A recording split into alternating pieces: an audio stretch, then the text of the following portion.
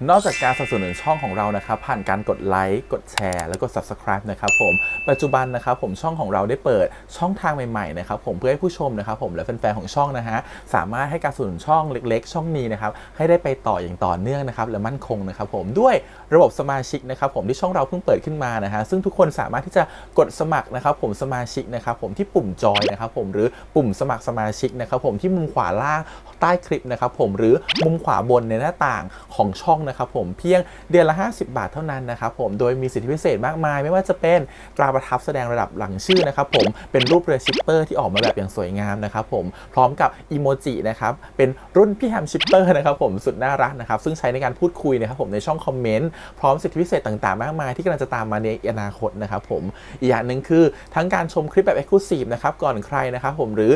โอกาสที่จะได้ทำกิจกรรมต่างๆร่วมกันในอนาคตนะครับผมก็สำหรับสมาชิกเท่านั้นนะครับผมที่เก็บสิทธิ์นี้เอาไว้ให้กับทุกๆท่านนะครับแต่หากระบบสมาชิกยังไม่หนำใจนะครับผมเรายังมีช่องทางอื่นให้สนับสนุนกันนะครับผมไม่ว่าจะเป็นระบบซุปเปอร์แตงนะครับผมซึ่งหากผู้ชมเนี่ยเจอสัญลักษณ์นะครับรูปหัวใจนะครับผมที่มีดอลลาร์ไซน์นะครับผมหรือสัญลักษณ์รูปเงินดอลลาร์อยู่เนี่ยข้างใต้คลิปใดคลิปหนึ่งเนี่ยสามารถที่จะคลิกนะครับผมเพื่อโดเนทนะครับผมแทนคำขอบคุณนะฮะเพื่อเป็นการสนับสนุนช่องได้นะครับหรือจะเป็นการโดเนทนะครับผ่านบัญชีธนาคารนะครับผมซึ่งได้ใส่รายละเอียดเอาไว้แล้วนะครับข้างใต้คลิปนี้นะครับผมเอาไว้ที่คำบรรยายใต้คลิปนอกจากนั้นนะครับผมเรายังได้เปิด Line Open Chat นะครับซึ่งชื่อว่า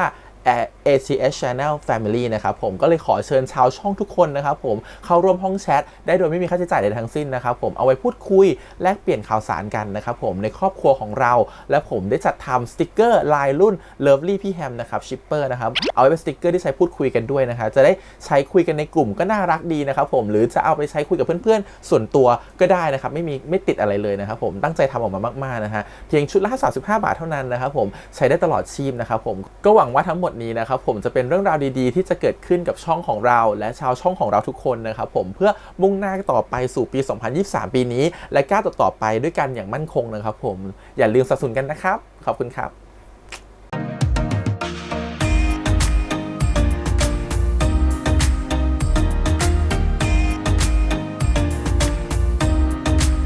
สวัสดีครับยินดีต้อนรับสู่ช่อง ATS Channel นะครับผมกับพบกันอีกครั้งกับการ reaction นะผมวันนี้ก็พี่แฮมนะครับกับการ reaction ซีรีส์เรื่องใหม่นะครับผมชื่อเรื่องว่า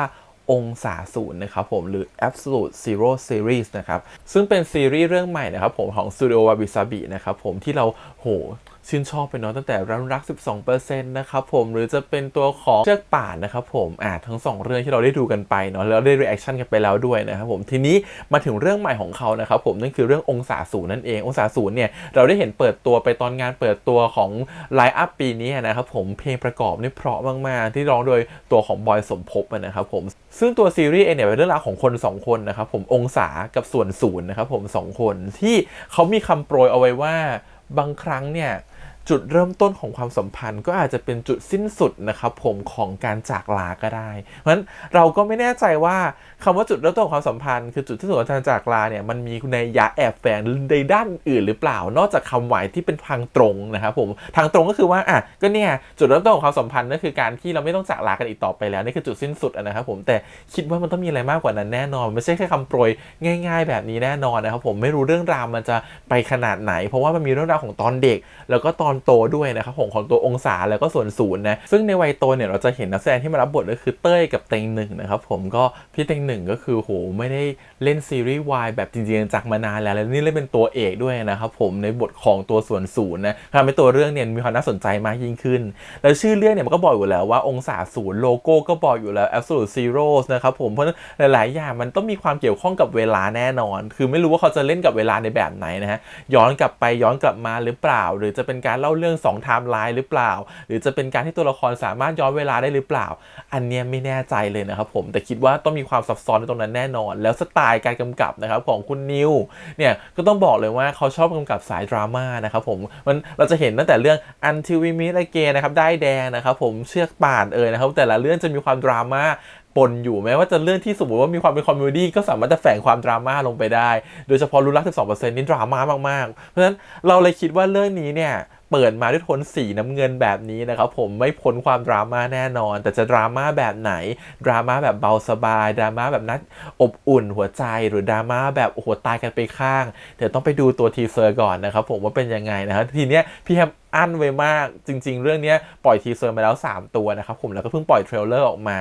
ตั้งแต่อาทิตย์ที่แล้วนะครับผมแต่พี่แฮมไปอยู่ต่างประเทศก็เลยไม่ได้รีแอคนะครับผมทีนี้เดี๋ยวมารีแอครวดเดียวไปเลยทีเซอร์1 2 3แล้วก็เทรลเลอร์นะครับดูซิว่าเรื่องราวจะเป็นยังไงนะครับผมอั้นสุดๆไม่ได้ไปดูสปอยไม่ได้ไปอะไรที่ไหนไม่ได้ไปดูที่ไหนเลยกะว่าจะมาดูพร้อมกันทีเดียว4ตัวอย่างตอนนี้เลยนะครับผมพร้อมๆกับทุกๆคนนะฮะในการรีแอคชั่นซีรีส์เรื่องนี้แล้วเดี๋ยวค่อยมาดูกันว่าติดตามที่ไหนช่องทางไหนในตอนท้ายนะครับผมเดี๋ยวไปดูกันก่อนกับทีเซอร์ทั้ง3ตัวพร้อมๆกับเทรลเลอร์ที่เป็นตัวเต็มนะครับที่เป็น Official Trailer ของทางองศาศูนย์ไปดูกันเลยดีกว่าแต่ก่อนอื่นเลยนะครับผมขอขอบคุณก่อนนะครับทาง Studio Wasabi นะฮะที่อนุญาตทำ reaction ได้นะครับไปดูกันเลยครับผมกับ Official Teaser และ Official Trailer ขององศาศูนย์ Absolute Zero Series นะครับไปเลยศูนย์ที่โรงเรียนเรามีฉายหนังกลางแปลงอยากดูไหมน้องมิกกับน้องต่อนะพี่เป็นใครกันแน่เรา2 คนไม่รู้จักกันนะไม่กลัวเราแล้วหรอผมยังไม่รู้จักชื่อพี่เลย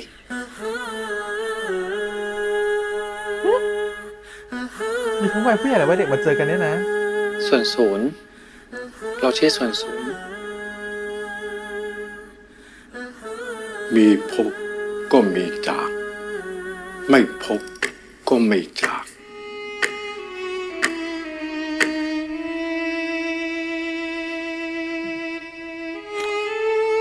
เป็นหนึ่งเจอทั้ง2 คนในวัยเด็กด้วย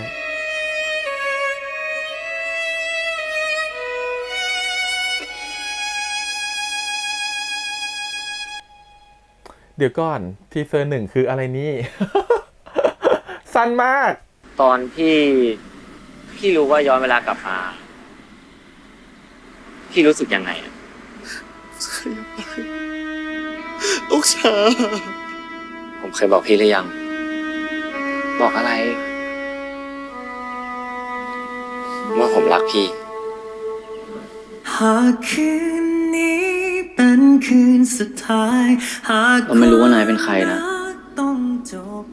แต่เราไม่เคยรู้จักกันมาก่อนจริงๆหรอผมขอให้พี่เขียนสิ่งที่ผมกำลังจะบอกหลังจากนี้ได้ไหมครับ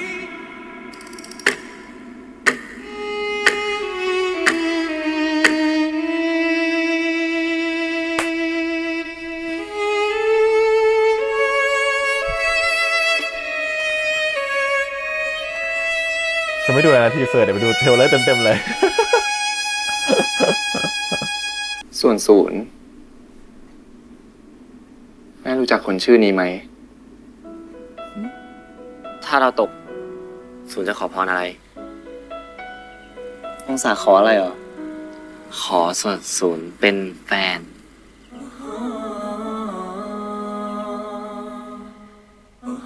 ถึงพี่ส่วนศูนย์ตอนที่พี่เขียนประโยคนี้เรากลายเป็นคนไม่รู้จักกันชีวิตของพี่ที่ไม่มีผมคงจะเงียบเหงาไม่น้อยเลยเสียงรถมาโอ้ยตาย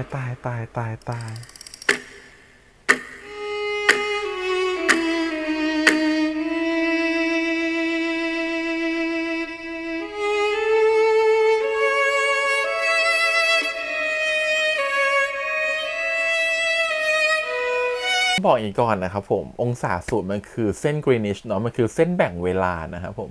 เพราะฉะนั้นเนี่ยมันก็จะมีความหมายว่าเส้นแบ่งอะไรสักอย่างหนึ่งที่มันเป็นแบ่งกั้นเวลาระหว่างอดีตกับปัจจุบันหรือว่าเรื่องราวของ2 ฝั่งนะครับไม่ว่าจะเป็นของคน1 คนกับอีกคนอีก1 คนก็ได้มันไม่แน่ใจหรอกว่าเรื่องจะแบ่งอะไรแต่ถ้าดูจากทีเซอร์3ตัวเนี่ยมันมีเรื่องของการย้อนเวลาแน่นอนนะฮะทีนี้ความย้อนเวลาเนี่ยมีความซับซ้อนของมันอยู่มันถ้าเล่าเรื่องไม่ดีเนี่ยจุกนะครับผมคนดูไม่เก็ตนะครับง่ายๆเลยนะครับผมทีนี้เนี่ยมันมีความดราม่าอยู่ในนั้นด้วยโอ้โหมันทั้งแบบทั้งย้อนเวลาด้วยดราม่าด้วยมันจะโหดไปไหนเดี๋ยวลองไปดูตัวอย่างเต็มๆดีกว่าว่าถ้าตัวอย่างเต็มๆเนี่ยเราจะ ได้อะไรจากตัวอย่างเรื่องนี้นะครับผมตอนแรกดูจากทีเซอร์นี้ยังไม่ค่อยได้อะไรเท่าไหร่เลยนะแต่ได้ยินแค่เสียงรถชนนะครับผมคิดว่าองศาโดนรถชนแน่นอนเกิดแบบอาจจะโคม่าบาดเจ็บสาหัสแล้วตัวส่วนสูงคงจะทำอะไรสักอย่างหนึ่งกับการที่ต้องย้อนเวลากลับไปทำอะไรสักอย่างหนึ่งดูสิว่าจะเป็นยังไงนะครับผมเดี๋ยวเราดูตัวอย่างเต็มๆว่าเป็นยังไงกับ Official Trailer องศาศูนย์ครับ Absolute Zero Series ไปเลยแด่องศาผู้ซึ่งสูงแด่ส่วนศูนย์ในทุกเศษส่วนของความสัมพันธ์โอ้ทำจะร้องไห้อะไรกันขนาดนี้เรื่องนี้จะร้องไห้กันไปแล้ว 10 ปีแล้วเนี่ย องศาจะชอบไหมนะ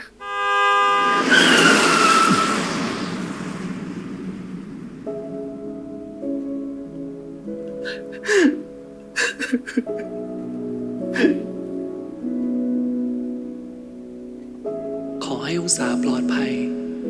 ไม่ว่าต้องแลกด้วยอะไรก็ตาม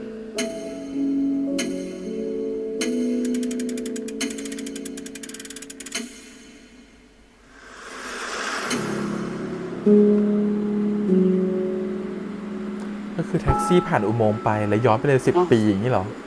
ไม่มีสัญญาณ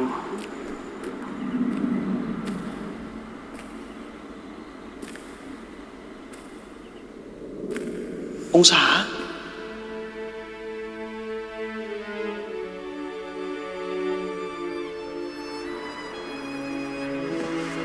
พี่ตามผมมาทำไม เราว่าเราหลงทางอ่ะ ผมหาที่พักให้พี่ได้นะ ถ้าพี่อยากให้ช่วยอ่ะ แล้วมาช่วยเราทำไมเรา ไม่รู้ดิ รู้แค่ผมปล่อยพี่ไว้คนเดียวไม่ได้ องศา ตั้งใจเรียนนะ ครับ กูถามมึงจริงๆนะองศา มึงไม่อยากรู้บ้างเหรอว่าเขาเป็นใครอะ พี่เป็นใครกันแน่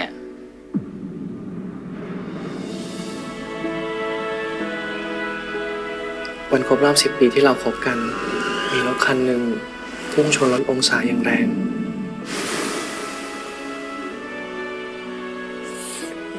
เราเปลี่ยนสิ่งที่เกิดขึ้นได้ ยังไง องศาไม่ควรเจอเราไง ไม่ควรคบกัน และเรื่องทั้งหมดก็จะไม่เกิดขึ้น สักวันหนึ่งฉันรู้ว่าเธอจะลืมเรื่องของเรา ฉันรู้ว่าเธอจะลืมทุกๆอย่างเหลือเพียง มีพบก็มีจาก ไม่พบก็ไม่จาก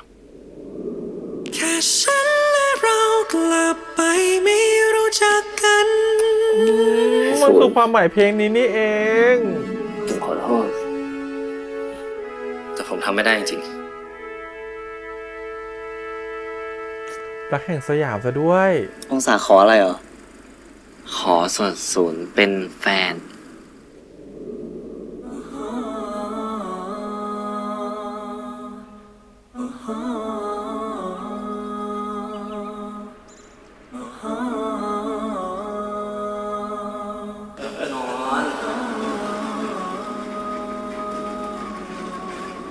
ถ้าเรายังคบกัน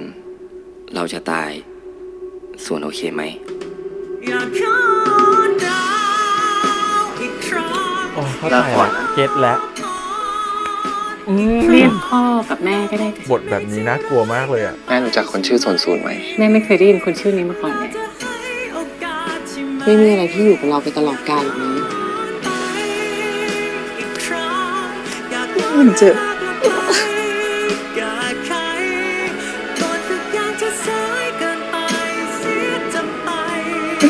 ข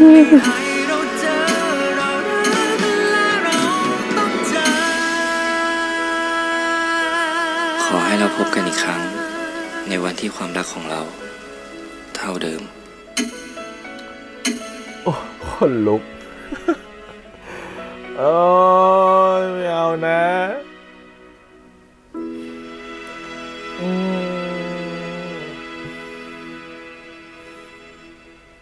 ตอนแรก21 กันยายนนะครับผมไอชีอีโอเค เข้าใจความหมายเพลงเลย ตอนแรกไม่เข้าใจว่ามันคืออะไร อ๋อ มันคือการที่ ถ้าดูจากเทรลเลอร์เนี่ยก็คือ2 คนเนี่ย คบกันเป็นแฟนกันเราจะเห็นภาพที่มีความเป็นซีเปียเหลืองๆหน่อยเนาะอันนั้นน่าเป็นฉากในอดีตจริงๆที่มันเกิดขึ้นจริงๆอะนะผมว่า2คนคบกันเป็นแฟนกันแล้วก็ใช้ชีวิตต่อด้วยกันมาเป็น10ปีอะนะครับผมแล้วก็เป็นแฟนกันจนถึงวันครบรอบ10ปีของการเป็นแฟนกันพวกเขาก็จะมีการ anniversary กันสุดท้ายกลายเป็นว่าองศาเกิดอุบัติเหตุก่อนที่จะมาถึงงาน anniversaryแล้วก็รถชนนะครับผมน่าจะโคม่าเลยแหละมีโอกาสตายเลยแหละก็ทำให้ตัวของส่วนศูนย์เนี่ยเขาได้ขอพรระหว่างนั่งรถแท็กซี่ไปหาตัวขององศาว่าเขาขอให้องศามีชีวิตรอดไม่ว่ายังไงก็ได้เขาขอแลกด้วยทุกๆอย่างและแท็กซี่ก็เหมือนจะผ่านอุโมงค์ไปทำให้ตัวเขาย้อนกลับมา10ปีที่แล้วนะครับผมในจุดที่ตอนที่องศาน่าจะยังไม่รู้จักส่วนศูนย์มาก่อนพอเขาย้อนกลับมาตรงนั้นเนี่ยมันก็เหมือนเป็นการเริ่มต้นความสัมพันธ์กับน้ององศาในวัยเด็กแล้วก็กับส่วนศูนย์ในวัยผู้ใหญ่นะครับผมซึ่งมันก็เป็นการออกคำเตือนแหละว่าไม่อยากให้ตัวขององศาได้ไปเจอกับส่วนศูนย์เพราะว่าการที่จะช่วยชีวิตองศาได้คือการที่เราไม่ต้องเจอกันเลยเฮ้ยคือเขาจะเล่นตัดธีมคำว่าไม่พบก็ไม่ต้องจากกันเพราะถ้าเรามีพบกันมันก็ต้องมีวันที่ต้องจากกันไม่วันใดก็วันหนึ่งจะจากเป็นหรือจากตายถูกปะงั้นถ้าสู้ที่จะไม่สู้การที่จะไม่ต้องมีการจากเป็นจากตายก็สู้ไม่ต้องพบกันเลยดีกว่าเขาจะเล่นคำนี้เพราะฉะนั้นมันก็เลยกลายเป็นการกลับไปโดยการที่ออกคำเตือนว่าอย่าให้องศาพบกับส่วนศูนย์เลยดีกว่าเพราะถ้าองศาเป็นแฟนกับส่วนศูนย์เขาก็ส่วนศูนย์องศาก็จะตายงั้นการที่องศาจะไม่ตายก็คือการที่เราไม่ต้องมาพบกันอีกแต่ทีเนี้ยมันการกลับไปแก้การไม่พบกันอีกเนี่ยมันทำให้เวลาเราไปกระทบอะไรสักอย่างหนึ่งครับกับความสัมพันธ์ที่มันแน่นมากๆแล้วในความสัมพันธ์ของความรักในเมื่อความรักมันได้ก่อตัวขึ้นไปแล้วเป็น10 ปีแล้ววันนี้คุณจะกลับไปเป็นการที่ว่าเราอยากไม่ให้เรามาคบกันอีกเลยอ่ะมันเหมือนกับแบบไปสู้แรงบางอย่างครับผมที่มันเป็นแรงที่มันเคยเกิดขึ้นไปแล้วหมายความว่าความสัมพันธ์มันได้แนบแน่นแล้วมันเกิดขึ้นไปแล้วแล้วเรากำลังจะออกแอคชั่นอะไรบางอย่างในอดีตเพื่อทำให้ไอ้ขั้วแม่เหล็กที่มันติดกันแน่นเนี่ยมันถูกแยกออกจากกันใหม่ครับผมซึ่งมันต้องใช้แรงมหาศาลมากๆในการที่จะเปลี่ยนเวลาหรือเปลี่ยนแปลงอนาคตอะไรแบบนั้นเพราะฉะนั้นการที่ไม่พบกันอีกอ่ะมันดูเหมือนจะง่ายแต่สุดท้ายมันอาจจะกลายเป็นเรื่องยากก็ได้ในเมื่อความสัมพันธ์ของ2 คนน่ะมันถูกผูกกันด้วยจิตวิญญาณหรือเส้นบางๆหรือเส้นเหมือนเรียกว่าด้ายแดงก็ได้มันผูกกันด้วยอะไรบางอย่างเอาไว้แล้วพอวันหนึ่งเราต้องการจะไปตัดมันออกเนี่ยมันไม่ใช่เรื่องง่ายๆนะครับผมเราต้องใช้พลังอะไรมหาศาลมากในการที่จะไปเปลี่ยนสิ่งนั้นเพราะน่าจะเห็นว่าน้องๆทั้ง2 คนแม้จะทำให้ตัวเองอยากจะออกห่างกันเท่าไหร่แต่สุดท้ายตัวเอง2 คนก็จะวิ่งกลับมาเจอกันอยู่ดีแล้วก็วิ่งกลับมาพบกันอยู่ดีและความนี้แหละมันคือความดราม่าบังเกิดแล้วพอกลับมาพบกันอยู่ดีเนี่ยคนหนึ่งรู้และมีคำเตือนมาแล้วว่าถ้าคบกันต่อไปเราจะตายเธอจะคบกับเราต่อไหมแล้วถ้าอีกคนหนึ่งรู้ว่าถ้าเราเป็นสาเหตุทำให้เขาตายหากคบกันไปอีกคนหนึ่งจะยอมเป็นแฟนกันหรอคือมันมีความดราม่าที่เกิดจากทุกๆฝ่ายเลยครับคนหนึ่งก็ไม่อยากจะรักอีกคนหนึ่งเพราะกลัวทำให้เขาตายคนหนึ่งก็ไม่อยากจะเริ่มมีความสัมพันธ์เลยเพราะว่ารู้ว่าถ้าวันหนึ่งเราจากไปเขาจะเสียใจคือมันโอ้โหแบบอีลงตรงนังพูดอย่างนี้ดีกว่าคือมันแบบดราม่า 100% ไม่เห็นตรงไหนจะมีความคอมเมดี้หรือโรแมนติกเลยนะครับโรแมนติกอาจจะมีแต่ความละมุนกุ้มกลิ่มยิ้มเนี่ยคงอาจจะไม่มีเลยรู้สึกว่ามันจะดราม่าโรแมนติกเลยไปทางโทนนั้นนะฮะและดราม่าหนักๆเลยกลัวมากอีกอย่างหนึ่งที่กลัวคือการย้อนเวลากลับไปกลับมาเนี่ยถ้ามันเป็นการย้อนครั้งเดียวและเล่าเรื่องยาวๆเนี่ยทำให้คนดูอาจจะเข้าใจได้ไม่ยากแต่ถ้ามันย้อนกลับไปกลับมาเนี่ยมันทำให้คนดูอาจจะเข้าใจยากตรงนี้นิดนึงนะก็อยู่ที่ว่าทางเขาจะเล่าออกมาแบบไหนนะฮะแต่คิดว่าดูแบบนี้ไม่น่าเข้าใจยากเรื่องมันคงไม่ได้ซับซ้อนอะไรขนาดนั้นนะฮะผมมันคงมีแค่การย้อนกลับไปกลับมาแต่แค่อยากรู้ว่าพอตัวของส่วนศูนย์ย้อนกลับมาเนี่ยในอดีตเขาต้องเจอกับส่วนศูนย์ตัวในอดีตด้วยหรือเปล่าหรือมันไม่มีตัวหรือมันเข้าใจมันต้องมีตัวตนเนาะอารมณ์ว่าคนในอนาคตของเรามาเจอกับคนในอดีตของเราอย่างนี้มันต้องเจอในไทม์ไลน์เดียวกันซึ่งพอเวลามันมีการที่มันเกิดการแทรกแซงของเวลามันเหมือนบัตเตอร์ไฟเอฟเฟกต์อะยิ่งเรากระพือปีกฝั่งซ้ายแรงเท่าไหร่ฝั่งขวามันก็จะแรงตามเท่านั้นเลยไม่แน่ใจว่าสุดท้ายพอเขาแก้ไขอะไรลงไปแล้วมันจะแก้ไขได้สำเร็จตามที่เขาคิดไหมแล้วเขาย้อนกลับไปอนาคตเขาจะเห็นส่วนศูนย์เป็นอย่างไรถ้าดูจากตัวอย่างแล้วเนี่ยคิดว่าแก้ได้และทำให้พอเขาย้อนกลับไปในอนาคตเนี่ยส่วนศูนย์จำเขาไม่ได้เลยส่วนศูนย์กับองศาไม่เจอกันแล้วจะเห็นว่าองศามีการไปถามแม่ว่ารู้จักคนที่ชื่อส่วนศูนย์ไหมแสดงว่าไม่มีส่วนศูนย์ในความทรงจำอีกต่อไปแล้วนะครับผมแสดงว่าการที่เขาทำให้2 คนไม่เจอกันหรือแยกกันเนี่ยสำเร็จแต่สุดท้ายเห็นไหม พอมันไม่เคยเจอกันแต่จิตใจมันวิ่งหากันมันเหมือนมีได้แดงผูกไว้สุดท้ายเขายังถามถึงอยู่ดีว่าแม่รู้จักส่วนสูตรไหมมันไม่รู้ผมไม่รู้เขาคือใครแต่มันติดอยู่ในหัวผมอะไรเงี้ยเพราะฉะนั้นน่ะมันตัดกันไม่ขาดอ่ะทีเนี้ยเราดูเรื่องเกี่ยวกับการเล่นเวลามาเยอะนะครับรวมถึงความสัมพันธ์อันที่เป็นเชิงแบบนี้ด้วยสุดท้ายอ่ะเราคิดว่าเขาก็ต้องปล่อยให้เวลามันเป็นไปแบบนั้นแล้วเขาคงฝืนมันไม่ได้แต่มันคงต้องไปภาวนาแล้วแหละว่าการที่รถชนครั้งนี้ขอให้เขารอดมากกว่าแล้วว่านั่นคือปาฏิหาริย์ที่ยิ่งใหญ่กว่าการที่ว่าเลือกที่จะไม่เจอกันเลยแล้วให้ทุกอย่างมันเป็นไปในแบบนั้นต่างคนต่างมีชีวิตของกันต่างคนต่างมีชีวิตของตัวเองโดยที่ไม่ได้รู้จักกันแล้วก็แค่มีความหวังดีต่อกันและกันและรู้ว่ามีใครคนนึงรอเราอยู่ในปลายทางแต่เราคบกับเขาไม่ได้ความรู้สึกของเรามันคงจะแบบอึดอัดน่าดูอ่ะแต่ตัวละครเองคงต้องฝืนตัวเองเพื่อทำให้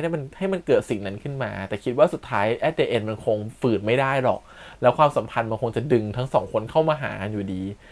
มันก็เป็นวิธีการเขียนบทแล้วก็คิดว่ามันคงเป็นการเล่าเรื่องที่ทำให้คนดูต้องแบบบาดลึกจริงใจกินใจไปแต่ละ EP แน่นอนนะครับผมคิดว่าสุดท้ายแบบไม่เบาอ่ะคิดว่าคงแบบจัดมาแบบเต็มแน่นอนกับความเป็นดราม่าของเรื่องนี้โหดูสิเทรลเลอร์อ่ะร้องไห้ไปแล้วครึ่งเรื่องครึ่งเทรลเลอร์ร้องไห้กันไปครึ่งเทรลเลอร์เอาอย่างนี้ดีกว่ามันจะเอาตรงไหนไปไม่เศร้าก่อนมันต้องร้องไห้กันเยอะอ่ะชัวร์เลยเรื่องเนี้ยต้องรอดูว่าเขาจะเล่าแบบไหนอยากรู้เหมือนกันว่าการที่จำกันไม่ได้เลยแล้วถามถึงกันเนี่ยมันจะเกิดการวิ่งเข้าหากันใหม่อีกไหมนะครับผมแล้วมันจะวิ่งกลับมาในรูปแบบไหนแล้วตัวละครถ้าวิ่งกลับมาเจอกันมันจะเกิดอุบัติเหตุอีกไหมมันจะวนลูปเหมือนเดิมไหมนะครับผมตรงนี้คือแบบต้องรอติดตามเลยนะครับผมกลัวจะจบ sad ending มากแต่คิดว่าหลังๆนิวไม่ค่อยจบ sad ending หรอกมันคงเป็น good ending มันคงเป็น happy ending นะครับผมแต่มันจะ happy แบบไหนเนี่ยระหว่างทางมันคงจะแบบโอ้โหเอาให้ตายกันไปข้างก่อนแล้วค่อยไป happy ชัวร์ดูทรงแล้วแต่ถามว่าชอบไหมเราชอบอะไรแบบนี้นะคือเราชอบความดราม่าอยู่แล้วนะครับผมรวมถึงเราชอบความที่มันเล่นกับเวลาแม้มันจะเป็นการเล่าเรื่องยากแต่ถ้าเล่าเรื่องออกมาได้แบบดีมันจะสนุกมากๆนะครับผมคิดว่าแล้วอย่างนึงคือความเป็นดราม่าของเรื่องเนี่ยมันทำให้เรื่องนี้มันดูแบบจริงจังซีเรียสเป็นความรักที่แบบเอาเรื่องอยู่นะครับว่าแต่ละคนเนี่ยมันไม่ได้เจอแค่ความรักแต่มันเจอวิกฤตในความรักด้วยมันเจอวิกฤตในความสัมพันธ์ด้วยเพราะฉะนั้นแต่ละคนก็จะฝ่าแต่ละอุปสรรคไปได้ไม่ใช่เรื่องง่ายๆเลยนะครับผมมันทำให้คนดูจะได้เรียนรู้อะไรจากตัวละครทั้ง4ตัวนี้ด้วยว่ากว่าเขาจะผ่านแต่ละสเต็ปของชีวิตไปมันต้องเจอกับอะไรมันต้องมีเรื่องอะไรบ้างนะครับผมที่ถ้าคุณไม่ท้อในวันนั้นแล้วคุณเดินต่อมันอาจจะเจอสิ่งที่สวยงามกว่าก็ได้มันถึงบอกว่าเรื่องนี้อาจจะกลายเป็นว่าสอนเราให้รู้ว่าบางครั้งคุณไปเปลี่ยนอะไรคุณเปลี่ยนอะไรไม่ได้หรอกความเปลี่ยนมันเจอจากความหวังดีของคุณแต่สุดท้ายอนาคตอาจจะย้อนกลับมาเจอกันเหมือนเดิมและเจอเรื่องราวเดิมๆก็ได้แต่มันต้องอยู่กับปัจจุบันในวันนี้ความรู้สึกในวันนี้แล้วก็จับมาทั้ง2 อย่างมัดรวมกันและเดินไปข้างหน้ามากกว่านะครับผมนั่นคือสิ่งที่ควรต้องทำนะครับผมก็ต้องรอดูว่าตัวละครจะออกมาในเวแบบนั้นไหมนะฮะหรือว่าจริงๆเขาจะออกแบบแก้ทุกอย่างไม่ได้สนใครและสุดท้ายเป็นเรื่องความสัมพันธ์กันใหม่ในอนาคตหรือเปล่าอันนี้ก็ไม่แน่ใจแต่คิดว่าไม่คิดว่าพาร์ทเด็กได้เป็นพาร์ทที่เยอะอยู่พอสมควรนะฮะในเรื่องนี้พอๆกับพาร์ทผู้ใหญ่เลยคิดว่าพาร์ทเด็กก็ค่อนข้างจะสำคัญมากๆก็ต้องรอดูแหละครับว่ามันจะสำคัญแค่ไหนแล้วมันจะสำคัญอย่างไรนะครับผมส่วนเรื่องเพลงประกอบก็ต้องบอกเลยว่าเพราะมากๆอยู่แล้วนะครับผมแล้วปกติทำเพลงออกมาเนี่ยให้บอยสมภพร้องเนี่ยก็คือว่ามันเพราะอยู่แล้วอะแล้วยังได้เพลงอีกเพลงนึงของนูนิวด้วยนะครับชื่อเพลงก็คือตรงตัวเลยคือกลับไปไม่รู้จักกันก็เลยเข้าใจทันทีว่าอ๋อที่มาเป็นแบบนี้นี่เองว่าไม่ต้องกลับไปไม่รู้จักกันโอเคครับก็ประมาณนี้กับการ reaction trailer นะครับองศาศูนย์ Absolute Zeros นะครับ series ก็รอติดตามกันได้27 กันยายนนะครับทุกคืนวันพุธนะครับผมเริ่มตอนแรก27 กันยายนเวลา 20:00 นตรงทางแอปพลิเคชัน iQIYI นะครับผมหรือจะดูในเว็บไซต์ก็ได้ iq.com นะครับผมก็รอติดตามได้เลยนะครับส่วนช่องพี่แฮมเนี่ยไม่พลาดที่จะ react แน่นอนก็รอติดตามได้เลยเหมือนกันนะฮะชอบสายดราม่าแบบนี้อยู่แล้วเป็นความแบบว่า feeling ย้อนเวลาไปมาด้วยนะฮะน่าสนใจ มากๆรอดูว่าจะเป็นอย่างไรนะครับผมแต่ก่อนอื่นเลยต้องไปเตรียมกระดาษทิชชู่รอไว้เป็นม้วนๆก่อนนะครับคิดว่าคงได้ร้องไห้กันแน่นอนในเรื่องนี้โอเคอะวันนี้ประมาณนี้ขอบคุณอีกครั้งฝากกดไลค์กดแชร์กด subscribe นะครับติดตามได้4 ช่องทาง YouTube Instagram Twitter แล้วก็ Facebook ถ้าใครอยากรอดู reaction ไปพร้อมๆกับพี่แฮมกดติดตามเราไว้ได้เลยนะครับผมแล้วเดี๋ยวมาเจอกันใหม่ตอนที่ซีรีส์ออนแล้ววันนี้พี่แฮมไปก่อนนะครับบ๊ายบาย